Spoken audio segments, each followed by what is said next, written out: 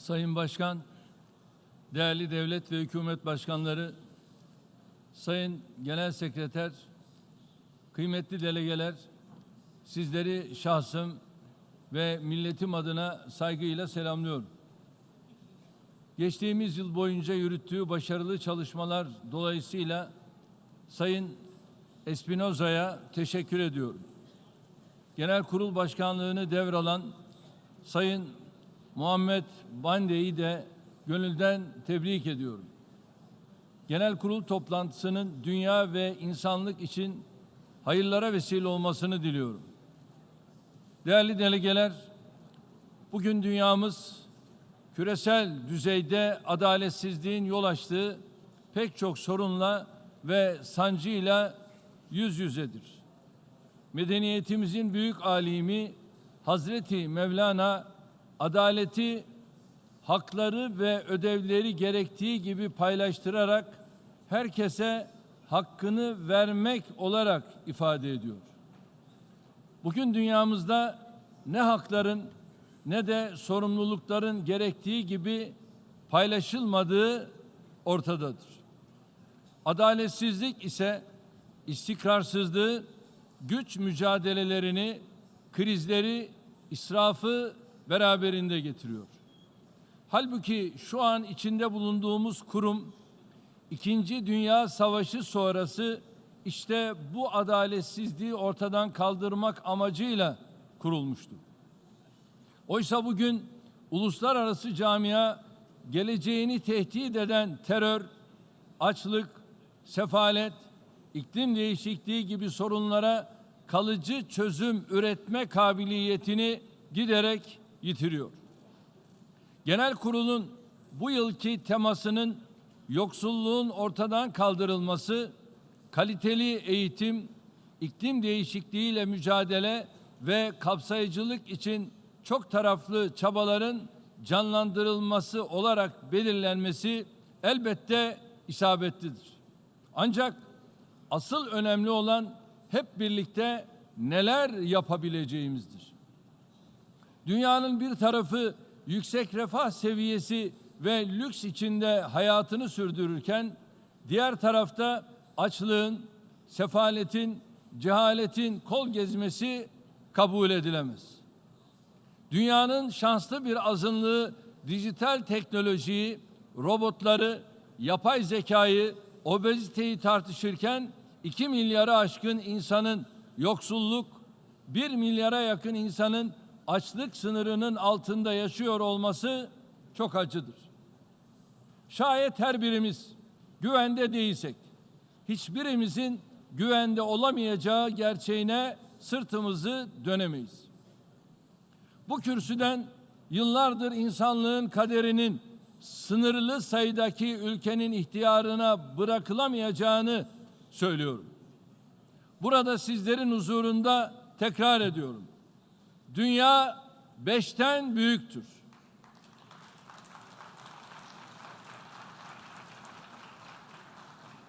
Zihniyetimizi de, kurumlarımızı da, kurallarımızı da değiştirme zamanı çoktan gelmiştir. Nükleer güç sahibi ülkeler ile buna sahip olmayan ülkeler arasındaki adaletsizlik dahi tek başına dünyanın dengelerini bozmaya yetiyor.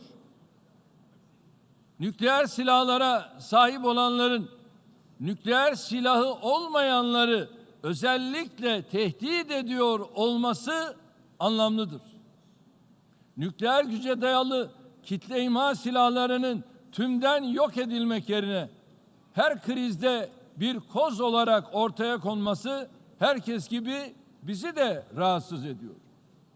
Bu güç ya herkes için yasak ya herkes için serbest olmalıdır. Gelin insanlığın tamamının huzurlu geleceği için bu sorunu bir an önce adalet temelinde bir çözüme kavuşturalım. Dakikada 13 kişinin hava kirliliğinden öldüğü, küresel ısınmanın dünyamızın geleceğini tehdit ettiği bir dönemde bu sorunlara hiçbirimiz bigane kalamayız. İlk iş olarak Birleşmiş Milletler'in potansiyelini ve etkinliğini güçlendirmeliyiz. Özellikle Güvenlik Konseyi'nde adalete ve hakkaniyete uygun köklü reformları derhal gerçekleştirmeliyiz. Türkiye girişimci ve insani dış politika anlayışıyla tüm dünyayı ve insanlığı kucaklayan sorunlara adil çözümler bulmak için çabalayan bir ülkedir.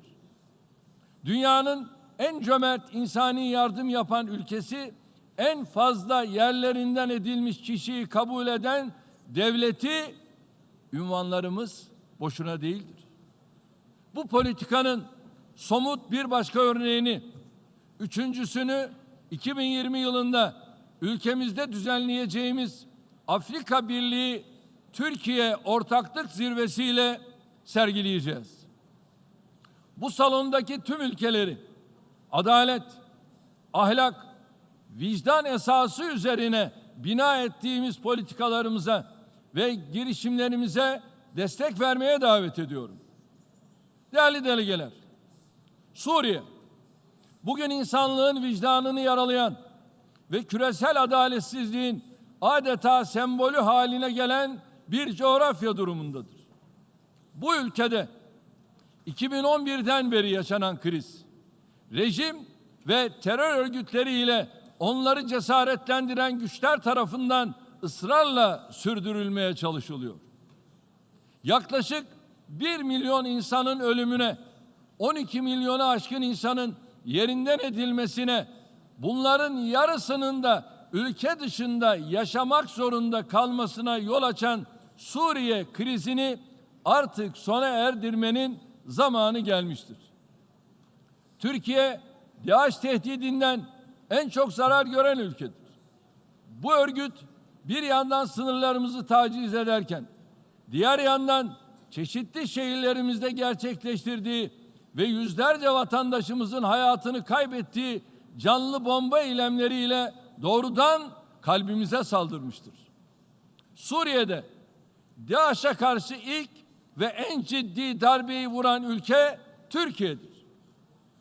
Fırat Kalkanı Harekatı ile yaklaşık 3500 DAEŞ'liyi etkisiz hale getirerek örgütün Suriye'deki çöküş sürecini biz başlattık. Dünyanın dört bir yanından DAEŞ'e katılmak üzere harekete geçen teröristleri tespit etme, ülkemize giriş yasağı koyma, sınır dışı etme konusunda da yine en önde biz geliyoruz. Öte yandan bugün Türkiye milli geliri oranla dünyanın en fazla insani yardımda bulunan ülkesidir. Çatışma, açlık ve zulümden kaçan 5 milyon sığınmacıya biz ev sahipliği yapıyoruz. Bir başka ifadeyle Türkiye'de Amerika'daki 29 eyaletin tek tek her birinin nüfusundan daha fazla sığınmacı bulunuyor. Ülkemizdeki sığınmacıların 3 milyon 650 binini komşumuz Suriye'den gelenler oluşturuyor. Yani şu an New York şehir nüfusunun yarısı kadar Suriyeli kardeşimizi topraklarımızda misafir ediyoruz. Son 8 yılda sığınmacılar için 40 milyar dolar harcama yaptık. Peki Türkiye'ye gelen bir şey var mı? Onu da söyleyeyim.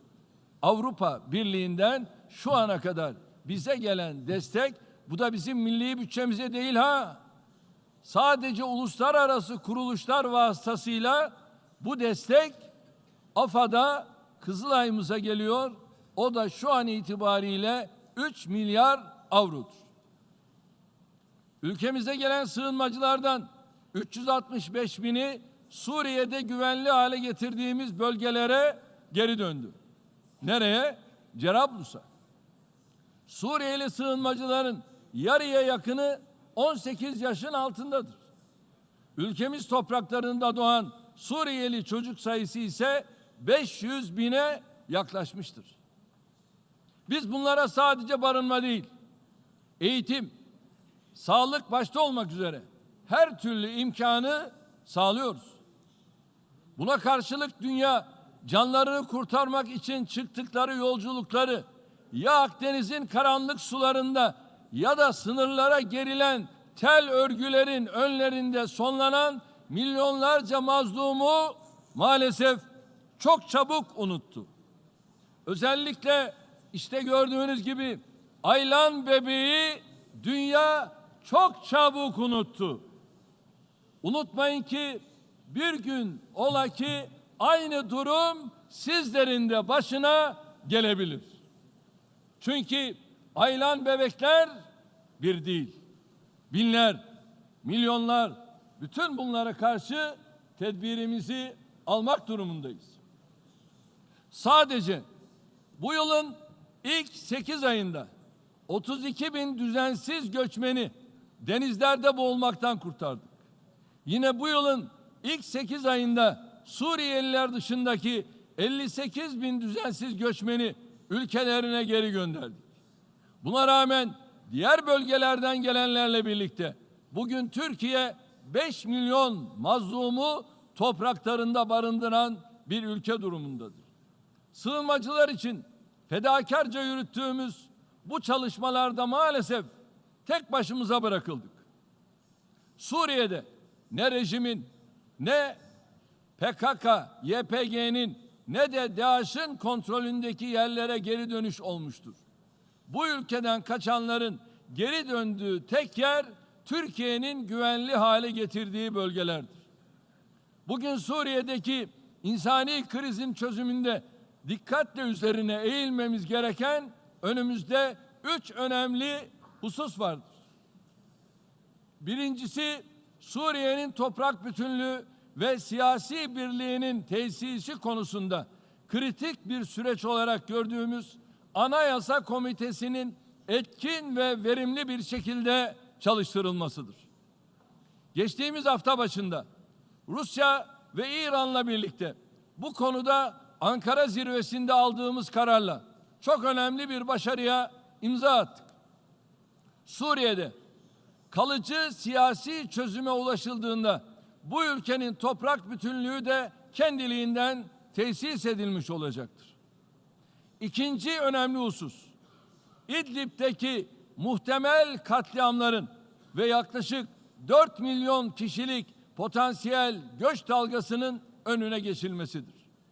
Bu konuda Rusya ile Soçi'de vardığımız mutabakat bir takım aksiliklere rağmen hala geçerliliğini korumaktadır. Türkiye'nin yeni bir göç dalgasını daha karşılamaya ne tahammülü ne de imkanı vardır. Bu sebeple İdlib'de güvenliğin ve istikrarın sağlanması hususunda tüm ülkelerin Türkiye'nin çabalarına destek vermesini bekliyoruz. Üçüncü önemli konu, Suriye'nin 1/4'ünü işgal eden ve sözde Suriye Demokratik Güçleri adıyla meşrulaştırılmaya çalışılan Fırat'ın doğusundaki PKK, YPG terör yapılanmasının ortadan kaldırılmasıdır.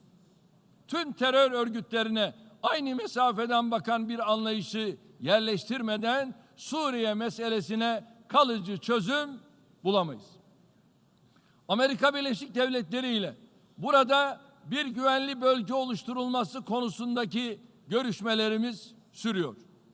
Niyetimiz ilk etapta 30 kilometre derinliğinde ve 480 kilometre uzunluğunda bir barış koridoru tesis ederek uluslararası toplumun burada 2 milyon Suriyelinin iskanını sağlamaktır. Şu görülen bizim sınırımızdır. Ve aşağıda da derinliğine olan bölge budur. Şu güvenli bölge ilan edildiğinde bu güvenli bölgeye biz rahatlıkla 1 milyon ila 2 milyon arasında göçmeni, mülteciyi yerleştirme şansına sahibiz. Burada gerek Amerika, gerekse koalisyon güçleri, Rusya, İran hep birlikte el ele vermek suretiyle bu güvenli bölgede bu mültecileri çadır kentlerden çıkartıp, konteyner kentlerden çıkartıp buraya yerleştirebiliriz. Bunun adımlarını birlikte atmak lazım. Bunu tek başına Türkiye kaldıramaz. Şayet bugün bu noktada da bir adım atmamız lazım. Bu bölgenin derinliğini Deirizor, Rakka hattına kadar indirebilirsek, ülkemizden, Avrupa'dan ve dünyanın diğer bölgelerinden kendi topraklarına geri dönecek Suriyeli sayısını 3 milyona kadar çıkartabiliriz. Gerçekleştirmekte kararlı olduğumuz bu konuda Türkiye olarak gerekli hazırlıkları yapmaya başladık. Ülkemizin öncülüğünde Lübnan, Irak ve Ürdün'ün de katılımıyla bu çerçevede bir uluslararası konferans planlıyoruz. Aralık ayında Cenevre'de gerçekleştirilecek olan ve eş başkanlığını üstleneceğimiz Küresel Mülteci Forumu'nun başarısına da önem veriyoruz. Güvenli bölgelere dönüşleri desteklemek için Birleşmiş Milletler öncülüğünde bir bağışçılar konferansı düzenlenebileceğini de düşünüyoruz. Geçtiğimiz yıl Birleşmiş Milletler'de kabul edilen küresel göç mutabakatı ve mültecilere ilişkin küresel mutabakatın da etkin şekilde işletilmesine ihtiyaç vardır. Suriye'de hakka, hukuka, vicdana uygun şekilde sağlayacağımız istikrar ve güven ortamı, komşusu Irak'ı da hem DAEŞ hem PKK tehdidi bakımından rahatlatacaktır. Birleşmiş Milletler Genel Kurul salonundan tüm dünyayı Suriye'deki bu insani krizi durdurmak için inisiyatif almaya, çabalarımızı desteklemeye davet ediyorum. Değerli delegeler, Akdeniz Havzası Suriye krizinin tetiklediği göçmen trajedileri yanında Doğu Akdeniz'deki gelişmeler nedeniyle daha başka sorunlarla da karşı karşıyadır. Kıbrıs meselesi 50 yıldan uzun süredir devam eden müzakerelere rağmen Rum tarafının uzlaşmaz tavrı sebebiyle çözüme kavuşamamıştır. Rum tarafı Kıbrıs Türkleri ile siyasi gücü ve refahı paylaşmayı reddeden, adaletsiz ve hakkaniyetsiz bir dayatma siyaseti izliyor. Türkiye derin tarihi ve kültürel bağlara sahip olduğu Kıbrıs Türk halkının uluslararası anlaşmalara dayalı garantörüdür. Aynı şekilde Yunanistan garantörüdür. Aynı şekilde İngiltere garantörüdür. Kıbrıs'taki sorunun sıfır güvenlik, sıfır garanti şartıyla çözüleceğini ileri sürenlerin en başından kötü niyetli oldukları ortadadır. Türkiye olarak Kıbrıs Türk halkının güvenliğini ve haklarını teminat altına alan bir çözüm bulunana kadar çaba göstermeye devam edeceğiz. Diğer taraftan Doğu Akdeniz'deki enerji kaynaklarını kazan kazan anlayışıyla önemli bir işbirliği fırsatı olarak görüyoruz. Bölgedeki bazı ülkeler ise bizim bu makul tavrımıza rağmen tek taraflı adımlarla enerji kaynaklarını birer sorun ve çatışma alanı haline dönüştürmeye çalışıyor. Doğu Akdeniz'de hem Türkiye'nin hem de Kıbrıs Türk halkının meşru hak ve çıkarlarını sonuna kadar koruyacağız. İşbirliğini ve adil bir paylaşımı esas alan her türlü teklife ise kapımız sonuna kadar açık olmaya devam edecektir. Akdeniz'in bir diğer kritik bölgesi olan Libya'da da halkın özgür iradesine dayalı demokratik bir yönetimin tesisiyle ülkede güvenliğin ve istikrarın sağlanması konusunda gayret gösteriyoruz. Libya'nın siyasi ve ekonomik açıdan güçlenmesi hem Kuzey Afrika'yı hem de Avrupa'yı rahatlatacaktır. Bu ülkedeki çözümün Libya halkının tercihlerine saygı gösterilmesinden geçtiğine inanıyoruz. Yemen'e ve Katar'a yönelik müdahaleler hem insani hem ekonomik olarak ağır sonuçlar doğurmuştur. Petrol üretim tesislerine saldırılar nedeniyle yeniden alevlenen bölgedeki krizin bir an önce çözülmesi herkesin özlemidir. Geçtiğimiz yıl hünharca katledilen gazeteci Cemal Kaşıkçı hala mahkeme, yargı bu süreci neticelendirmemesi sebebiyle ülkemizin de özellikle içinde cereyan eden bu olayın takipçisi olacağımızı özellikle ifade etmek isterim.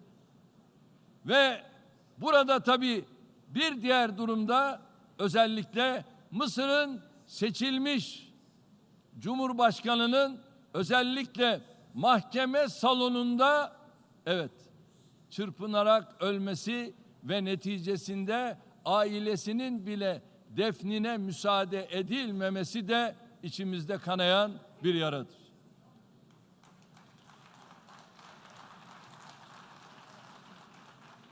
Bölgenin adalete ve hakkaniyete olan derin ihtiyacının adeta birer sembolü olmuştur.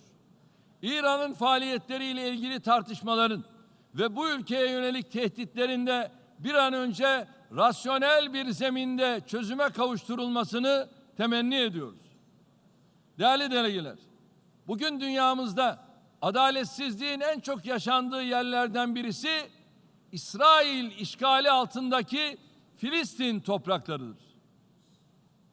Daha birkaç gün önce sokaktaki masum bir Filistinli kadının İsrail güvenlik güçleri tarafından alçakça öldürüldüğü görüntüler bile vicdanları harekete geçiremiyorsa artık sözün bittiği yerdeyiz demektir.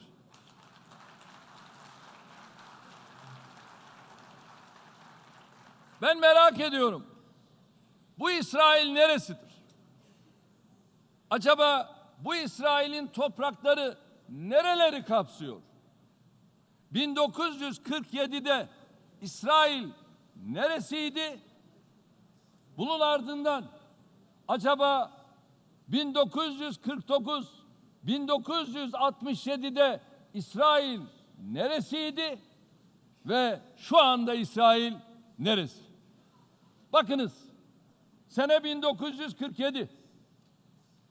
Neredeyse burada İsrail yok gibi. Tamamı Filistin. Sene 1947 paylaşım planı var. Ve Filistin küçülüyor, İsrail büyüyor. Geliyorum 1967'ye, 1949'la birlikte. Buyurun, İsrail büyüyor, Filistin küçülüyor.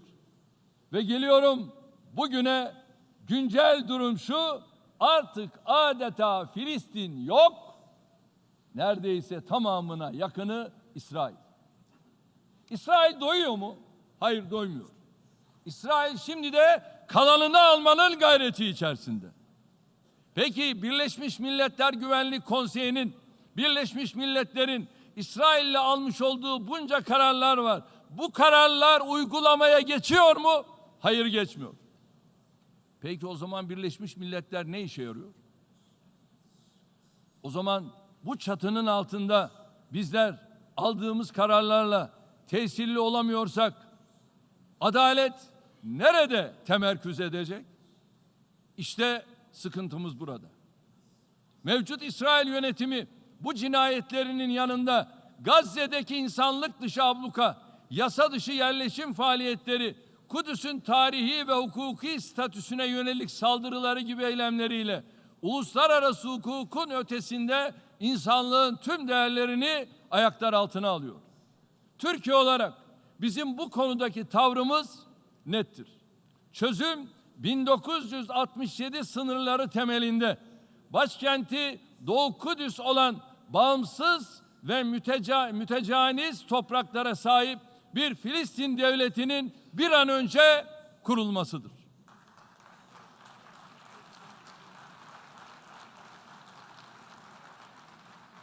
Bunun dışındaki herhangi bir barış planının adil olma, kabul edilme ve uygulanma şansı yoktur.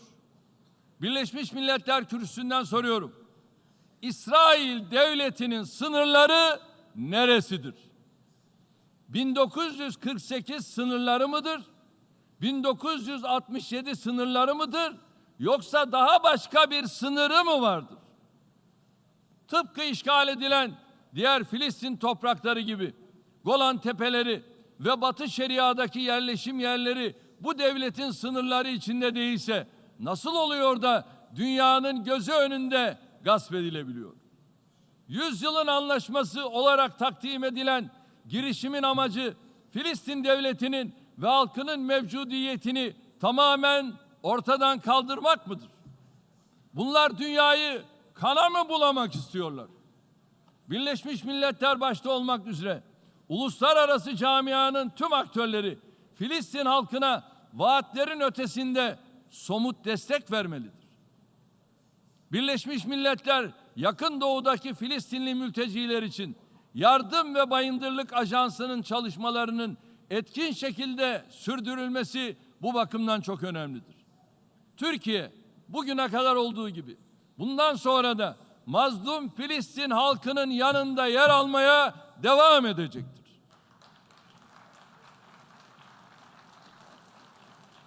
Dünyamızın adil ve huzurlu geleceği için bir başka konu Güney Kafkasya'nın dünyanın sorunlu bölgelerinden biri olmaktan çıkartılmasıdır. Azerbaycan toprağı olan Yukarı Karabağ ve çevresinin alınmış kararlara rağmen hala işgal altında tutulması kabul edilemez bir durumdur. Uluslararası toplumun hala yeterince ilgi göstermediği sorunlardan biri de 72 yıldır çözülemeyen Keşmir ihtilafıdır. Güney Asya'nın istikrarı ve refahı Keşmir meselesinden ayrı düşünülemez. Şu anda Birleşmiş Milletler Güvenlik Konseyi'nin Birleşmiş Milletler'in almış olduğu karara rağmen Keşmir adeta abluka altında ve 8 milyon insan Keşmir'den ne yazık ki dışarı çıkamıyor. Keşmirlilerin Pakistanlı ve Hintli komşularıyla birlikte güvenli bir geleceğe bakabilmeleri için buradaki sorunun çatışma değil, adalet ve hakkaniyet temelinde diyalogla çözümü şarttır. Dünyanın bigane kaldığı konulardan biri de Müslüman Rohingyaların karşı karşıya oldukları insanlık trajedisidir. Birleşmiş Milletler bünyesinde kurulan Bağımsız Araştırma Komisyonu, Myanmar'ın Arakan eyaletinde yaşanan olayların gerisinde soykırım niyeti olduğunu kayıt altına almıştır. Türkiye, Rohingyaların güvenlik ve temel haklarının sağlanmasına yönelik girişimleri ilk günden beri sürdürdüğü insani yardım faaliyetlerine devam edecektir. Afganistan'da yaklaşık 40 yıldır kesintisiz süren işgaller, çatışmalar ve terör faaliyetleri küresel düzeyde sorunlara yol açmıştır. Artık bu kadim coğrafyanın huzura ve güvenliğe kavuşmasının vakti gelmiştir. Uluslararası toplum olarak hep birlikte bu konuda sorumluluk üstlenmeli, çaba göstermeliyiz. Değerli delegeler, günümüzde küresel barış ve huzura en büyük tehditlerden biri de ırkçı, yabancı düşmanı, ayrımcı ve İslam karşıtı eğilimlerdeki yükseliştir. Müslümanlar nefret söylemine, kutsal değerlerine hakarete, ayrımcılığa maruz kalanlar arasında ilk sırada yer alıyor. Geçtiğimiz Mart ayında Yeni Zelanda'nın Christchurch şehrinde vuku bulan terör saldırısı bunun en çarpıcı örneğidir. Yeni Zelanda'da Müslümanlara hedef alan terör saldırısı ne kadar yanlışsa Sri Lanka'da Hristiyanları veya Amerika'daki Yahudileri hedef alan terör eylemleri de o kadar yanlıştır. Bu hastalığın adeta bir çılgınlık haline dönüşmesinin birçok sorumlusu vardır. Sorumluların en başında bu tür eğilimleri tahrik ederek oy kazanmaya çalışan popülist siyasetçiler ile ifade özgürlüğü bahanesiyle nefret söylemlerini normalleştiren çevreler geliyor. Göçmenlere, özellikle Müslümanlara cehalet ve önyargıyla yaklaşan, onları ötekileştiren herkes bu hastalıklı akımların yükselişine çanak tutuyor. Bu bela ancak ortak irade ve çabalarımızla def edilebilir.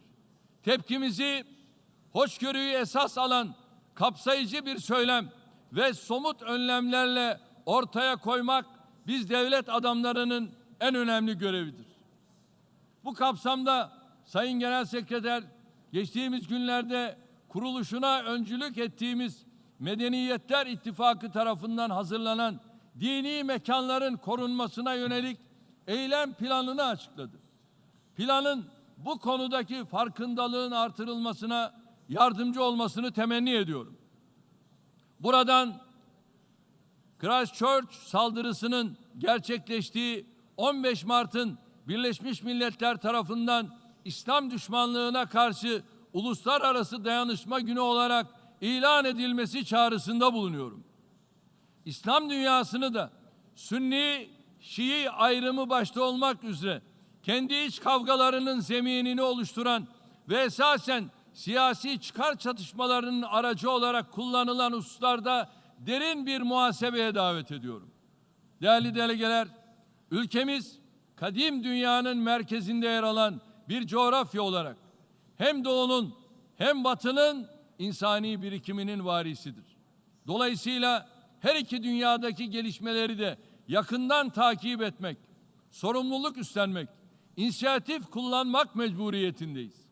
Bugün burada sadece bir kısmını ifade edebildiğim kriz başlıklarının tamamından doğrudan veya dolaylı etkilenen bir ülke olarak insanlığa karşı sorumluluklarımızı yerine getirmeye devam edeceğiz. Adalet, ahlak, vicdan temelinde yeniden yapılandırılacak bir Birleşmiş Milletler ve özellikle de Güvenlik Konseyi insanlığa yeniden umut verecektir. Türkiye olarak bu konuda atılacak her adımı desteklemeye, buna katkı vermeye hazırız. Bu anlayışla 75. Genel Kurul Başkanlığı görevine talibiz. Bu önemli görev için Avrupa Birliği eski bakanı ve halen Türkiye Büyük Millet Meclisi'nin Dışişleri Komisyonu'nun başkanı Büyükelçi Volkan Bozkır'ı aday gösterdik. Tecrübeli bir diplomat ve siyasetçi olan Sayın Bozkır'ın bu sorumluluğu başarıyla yürüteceğine olan güvenim tamdır. Sizlerin de kendisine desteğinizi esirgemeyeceğinize inanıyorum. Halihazırda Birleşmiş Milletler'in çeşitli ajanslarının bölge yönetimlerine ev sahipliği yapan en büyük şehrimiz İstanbul'u da çok daha kapsamlı bir Birleşmiş Milletler merkezi haline getirmek istiyoruz. En az gelişmiş ülkeler için Birleşmiş Milletler Teknoloji Bankası geçtiğimiz yıl İstanbul yakınlarında faaliyete geçti.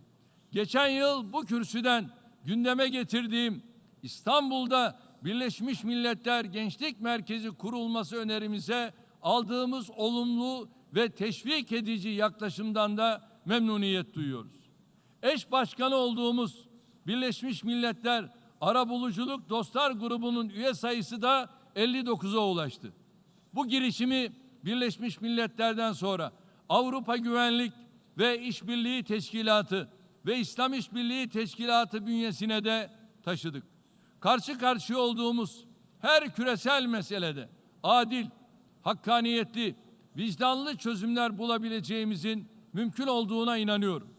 Sözlerime şu temennilerle son veriyorum. Herkes için özgürlük, herkes için barış, herkes için refah, herkes için adalet, herkes için huzurlu ve güvenli bir gelecek. 74. Genel Kurul çalışmalarının başarılı geçmesini diliyorum. Hepinizi şahsım ve milletim adına saygıyla selamlıyorum.